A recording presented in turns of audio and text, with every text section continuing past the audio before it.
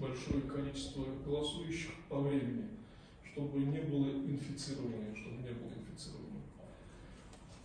Пришли к этому, затем осознали, что, оказывается, подобного рода подход зачастую достаточно комфортен и удобен для самих избирателей.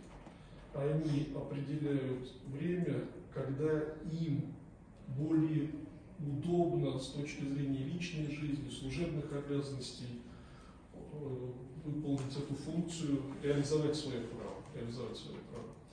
3 дня, безусловно, возможностей дают больше, чем 1. Кто-то хотел бы традиционные ранее предназначенные для выборов в воскресенье посвятить семье, выехать за город, вообще не появляться в том населенном пункте, где находится его избирательный участок, либо какие-то драматические жизненные обстоятельства что-то изменили. Ну, например, к сожалению, такое бывает, похороны, болезнь человека, близкого родственника и тому подобное.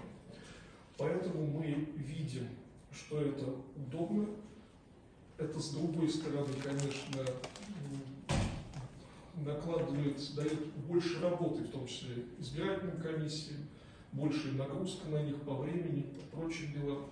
Но, видимо, какой-то баланс мы находим. В дальнейшем, естественно, будет развитие и другого комфортного инструмента для граждан. Это электронное голосование. Через какое-то время оно будет всеобщим. Сейчас оно во многих субъектах реализуется, но не во всех. И получается, благодаря такому, ну, скажем так, увеличению времени для избирателей, мы даем шанс большему количеству граждан выразить свою волю. То есть